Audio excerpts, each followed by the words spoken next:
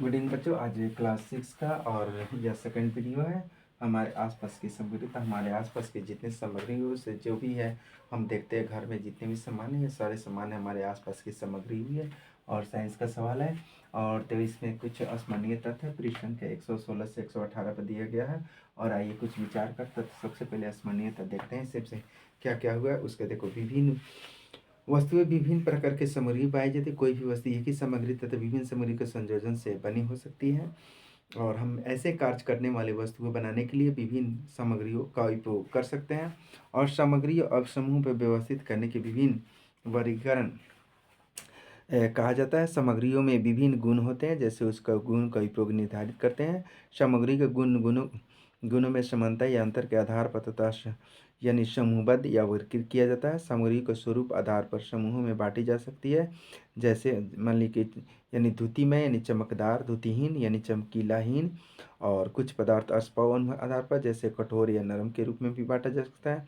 सामग्री को पारदर्शी, पारभाषीय तथा अपारदर्शी के रूप में वर्गीकृत किया जा सकता है। यह वर्गीकृत इस प्रकार निर्भर करता है जब हम अपने आसपास की स्पष्ट यानी स्पष्टता से देख सकते हैं। कुछ सामग्री जल में घुलनशील होती है जबकि अन्य अघुलनशील है।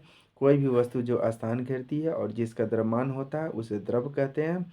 और द्रव द्वारा घेरा गया स्थान उसका आयतन होता है। और द्रव्यमान किसी वस्तु में विद्यमान द्रव की मात्रा का मापन होता है। तो द्रव्यमान किसी भी वस्तु विद्यमान द्रव्य की मात्रा का मापन होता है। तो इस प्रकार देखते हैं फर्स्ट क्वेश्चन की अपने अपने अपने फर्स्ट क्वेश्चन में क्या, अपने आसपास के रसोई घर में जाए, देखिए कि आपके माता पिता ने विभिन्न खाद्य सामग्रियों को किस प्रकार व्यवस्थित किया हुआ है। क्या आप छंटनी के लिए किसी बेहतर विधि का सुझाव दे सकते हैं अपनी नोटबुक में। मान ली कि यही विधि अपना सकते हैं। मान ली कि यानी कठोर, नरम, पारदर्शी या पारदर्शी यानी कैसे वस्तु के रूप में हम भी छांट सकते हैं। अपने घरों में जाकर तुम लोग स्वयं कर सकता है, ये विद्यार्थी तुम लोग कर सकता है, उसे छांट सकता है। ठीक है, तो देखते हैं इसमें क्या क्या दे रहा है, ध्यान से सुनो। यानी मेरे मेरे रसोई घर में खाद्य सामग्री को श्रेणियों के आधार पर तथा व्यवस्थित किया जाता है, जैसे अनाज, दालें, मसाले और ताजे खाद्य पदार्थ। मैं सुझाव देता हूँ कि सामग्री को उपयोग की आवृत्ति के अनुसार रखा जाए, उसके रोजमर्रा की वस्तु आसानी से उपलब्ध हो। और जैसे लेबलिंग का उपयोग करके यानी अलमारियों को तथा व्यवस्थित किया जा सकता है ताकि हर तरह से आसानी से सामग्री ढूंढी जा सके। पारदर्शी बर्तनों में का उपयोग भी एक अच्छा विचार है, जिसमें अंदर की सामग्री स्पष्ट रूप से दिखा जा सकता है। इस तरह से व्यवस्थित रसोई घर में चीज़ें साफ सुथरी और तथा आसानी से सुलभ हो सकती है। मैंने हम देख सकते हैं और सुन मैंने उसको इति कर सकते हैं, रख सकते हैं। तो देखते हैं कुछ मिलान करने वाला कुछ सस्ता है भी दूसरा स्तंभ दिएगा अक्षरों में सही क्रम में लिखे और प्राप्त मिलान करें और बी में दिए गए अनुकरण को सही कर। देखो, यानी इसको सही से रूप में कहेगा तो द्रव्य होगा, कहना आधा वो होगा जिस वाक्य के अंत, जिस शब्द के अक्षर के अंत में अगर वो हलंत लग जाए तो उसका मात्रा आधा होता है। तो यह हो जाएगा द्रव्य। क्या हो जाएगा? द्रव्य। तो द्रव्य मान लीजिए कि स्थान घेरता है और इसका द्रव्यमान होता है। तो दूसरे के एक वाक्य क्या होगा, तो जो स्थान घेरता है और जिसका द्रव्यमान उसे द्रव कहते हैं। और इसको बनाएंगे तो घुलनशील। क्या बनेगा? घुलनशील। तो यानी घुलनशील में जल में पूरी तरह घुल जाता है, कोई भी वस्तु जल में पूरी तरह घुल सकता है, उसी को घुलनशील कहते हैं।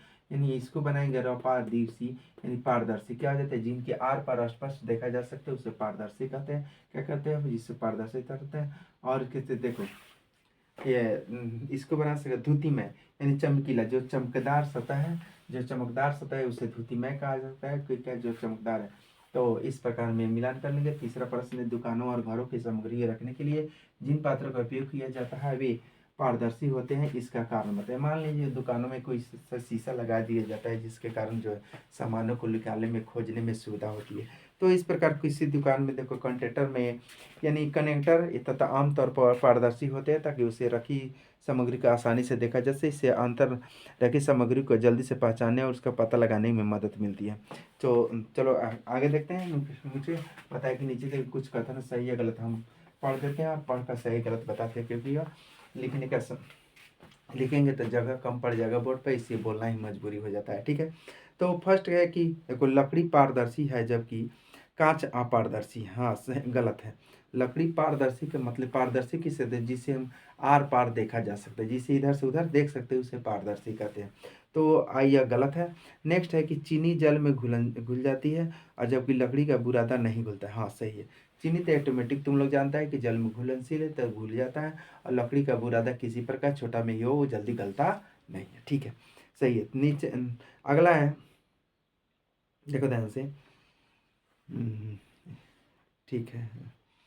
चीनी दूसरा एगो छूट गया, खा एल्युमिनियम। देखो खब है एल्युमिनियम की पन्नी में चमक होती है जबकि रबड़ में नहीं। हाँ ठीक है, यह भी सही है कि एल्युमिनियम कैसा भी हो थोड़ा सा चमकीला होता है और रबड़ में चमकीला नहीं होता, ये देखता है तुम लोग। नेक्स्ट लास्ट है घ वाला, कि देखो ध्यान से कि सेब एक द्रव्य है क्योंकि यह कोई स्थान नहीं घेरता, और इसे द्रव अमालिक सेव जो है द्रव भरता है। द्रव का मतलब जो होता है जो जिससे गीलापन हो, पगले हो, तेल है, द्रव पदार्थ है, नापने तौलने वाला, नापने वाला समय, यानी कि तुमको, यानी कि जैसे लीटर में आते हैं, समझ में आया। तो द्रव उसे भी कहते हैं जो नापा तौला जैसा, जैसे क्या कहते हैं, जो नापा यानी तौला जैसे उसे द्रव कहते हैं। लेकिन यहाँ पर द्रव का सही अर्थ है जो स्थान घेरता है और जिस स्थान में उसी स्थान का रूप ले लेता है उसका द्रव्य, उसका आकार कहते हैं। जैसे तेल हुआ, घी हुआ, तो इस प्रकार यह जो है द्रव्य के रूप में द्रव्य है। समझ में आया, द्रव्य द्रव नहीं या द्रव्य, समझ में आया। अगर तो दोनों में अंतर समझो, अगर सोचे द्रव्य कहेगा तो द्रव्य सारे वस्तु हो जाएगा, ठीक है। तो यहाँ द्रव्य है वह लगा हुआ है इसलिए यह अर्थ है। चलो नेक्स्ट है, पांचवा है कि पांचवा क्वेश्चन है कि हम विभिन्न सामग्रियों, जैसे देखो कि विभिन्न सामग्री जैसे लकड़ी, लोहा, प्लास्टिक, बांस, सीमेंट, पत्थर से बनी कुर्सियाँ देखते हैं। कुर्सी बता देखो, कुर्सी बनाने के लिए तथा सामग्री को कुछ वांछनीय गुण निम्नलिखित में कौन सी सामग्री, देखो सबसे पहले कठोरता। कठोरता लंबे समय तक उपयोग के बाद भी बैठने में मूर्ति और हिलती नहीं है। तो लोहा और सीमेंट, पत्थर, ये क्या क्या चीज़ है, लोहा का होना चाहिए, सीमेंट का हो, पत्थर हो, बहुत दिनों से वो बैठने पर हिलती डुलती है और नहीं मुड़ती भी है। समझ में आया? नेक्स्ट है, तो दूसरा प्रश्न है कि हल्का भार एक स्थान से दूसरे स्थान पर ले जाने के लिए उठाने में आसानी, कौन, प्लास्टिक और बांस का सामान क्या होता है, एक जगह स्थान से दूसरी जगह ले जाने में सुविधा आता है। तीसरा है कि सर्दियों में बैठने पर अधिक ठंडी महसूस करते हैं। तो लकड़ी देखो अधिक ठंडी महसूस नहीं होता है, तो लकड़ी के समान और तथा बांस, लकड़ी और बांस के समान जो होते हैं उस पर बैठते हैं तो वह ज़्यादा ठंडा महसूस हमको नहीं होता है। ठीक है, लास्ट प्रश्न है कि इसे नियमित रूप से साफ किया जाता है और तथा प्रत्येक लंबे समय के उपयोग के बाद भी नई चीज़ें दिखाई देती है। तो प्लास्टिक, लोहा, सीमेंट और पत्थर यह नियमित रूप से साफ करने के बाद भी, ये उपयोग के बाद भी नई जैसी दिखाई देती है, मैंने हमेशा वो नए के जैसा दिखाई देता है। हमेशा उपयोग करते हैं लेकिन फिर भी उसको साफ सुथरा करते हैं। तो हमेशा जैसे घरों में देखता है टाइल्स लगाता है, क्या कर टाइल्स लोग फिर से साफ कर दिया, फिर से चमकीला हो जाता है कि नहीं। तो नियमित से सफाई भी करते हैं वैसे सामान, और लेकिन फिर भी हमको ये उपयोग करते हैं लेकिन फिर भी हमको अच्छे यानी चमकीला दिखाई देता है। ठीक है, छठा प्रश्न है कि आप अपने कहते खाद्य पदार्थ, अपशिष्ट, टूटा हुआ कांच और गिलास, रद्दी कक्षर एकत्रित करने के लिए पात्र की आवश्यकता होगी तथा इस प्रकार अपने अवशिष्टों को पात्रों के लिए कौन सा सामग्री चयन करेंगे। आपको सामग्री के गुण के बारे में विचार करें। अब मान लीजिए कि कौन चीज़ क्या टूटा हुआ है तो उसके आधार पर हम रखेंगे कि व्यवस्था करेंगे कि कौन चीज़ कहाँ रखेंगे। तो देखो ध्यान से कौन चीज़ कहाँ रखते हैं, ध्यान से सुनने का प्रयास करो।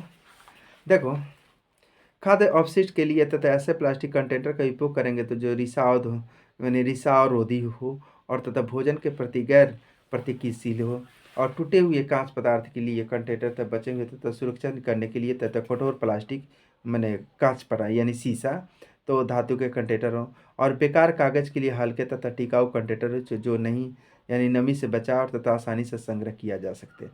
तो इस प्रकार हम अलग अलग रूप में उपयोग करते हैं। चलो लास्ट सातवां क्वेश्चन है, ध्यान से सुनो। तो हमारे चारों ओर तो तबाही है लेकिन हमारे चारों एक दूसरे को देखने से नहीं रोकती। यदि हम बीच में लकड़ी का दरवाजा आ जाए तो हम एक दूसरे को नहीं देख पाते। तो ऐसा इसलिए क्योंकि अब है देखो लकड़ी का दरवाजा, सबसे पहले समझो किस में आ जा सकते हैं, जैसे वैसा वस्तु अगर बीच में जो पारदर्शी हो तो वो उसी में हम आ जा सकते हैं। किस में देखेंगे, पारदर्शी में। तो पारदर्शी का मतलब आर पार देखा जाता है, अपारदर्शी का मतलब जिससे हम दीवार खड़ा कर दिए कुछ ऐसे लगा दीजिए जो आर पार नहीं दी उसे अपारदर्शी कहते हैं। एक होता है पारभासी, क्या होता है, पारभासी का मतलब हल्का हल्का, जैसे मर्दानी उर्दानी टांगते हैं ना कपड़ा उपड़ा, साड़ी उड़ी, तो हल्का हल्का थोड़ा सा पूरा मने जालीदार के रूप में देखे तो उसे कहते हैं पारभासी। समझ में थोड़ा सा। नेक्स्ट, चलो नेक्स्ट आठवां प्रश्न है, ध्यान से सुनो, बहुत लंबी प्रश्न है इसलिए ध्यान से सुनो। यानी कल्पना कीजिए कि आपके पास दो अज्ञात सामग्री हो, क और ख, आप सामग्री को क और दबाने का प्रयास करेंगे तो यह कठोर सा महसूस होगा और आसानी से अपनी आकार में नहीं बदलती है। तो दूसरी ओर जब क और ख के को दबाते हैं तो यह आसानी से अपने आकार बदल देते हैं। जब आप दोनों सामग्री को जल में मिलाते हैं तो केवल सामग्री के रूप में यानी एक तरह से घुल जाती है, तब जबकि सामग्री को अतः परिवर्तित रहती है। सामग्री का और खम क्या हो सकता है कि आप पहचान कर सकते हैं तथा सामग्री को कठोर या नरम या खाद्य सामग्री में तो हो सकता है। देखो, पदार्थ क में चीनी या क्रिस्टल हो सकता है और तथा पदार्थ क में रबड़ प्लास्ट हो सकता है। पदार्थ क में कठोर या तथा आसानी से रबड़ नहीं होता है, पानी में घुल जाता है। पदार्थ क में देखो नरम है और यह दबाव में आकार बदलता है तथा लेकिन पानी में नहीं घुलता। देखो सबसे पहले कि चीनी और रबड़, तो चीनी और रबड़ को देखो तुम लोग, सबसे पहले चीनी और रबड़ को देखो। चीनी को देखो दबा कर उसे जल्दी नहीं फूटेगा, लेकिन पानी में जैसे रबड़ दबा जाता है, रबड़ क्या हो जाता है, रबड़ जब जाता है चीनी तुमको डाले तो यानी कि वो दबता नहीं है, लेकिन जैसे चीनी को पानी में धरेगा तो गल जाएगा, लेकिन रबड़ पानी में तुम्हारा नहीं गलेगा। समझ में? तो इसका उत्तर छोटा है, यानी कि थोड़ा सा समझने की कोशिश करना। समझ में कि चीनी पानी में घुल जाएगा, रबड़ पानी में नहीं घुलेगा। चीनी जो है हाथ से नहीं दबेगा और रबड़ दब जाएगा। ठीक, समझ में आ गया? चलो नेक्स्ट है, लास्ट देखो। नेक्स्ट क्वेश्चन है कि क्या मैं कौन हूँ? दिए गए गुण के आधार पर दे। मैं चमकदार हूँ। देखो, तो मैं चमकदार हूँ, ध्यान से सुनो, और मुझे आसानी से संपीड़ित किया जा सकता है।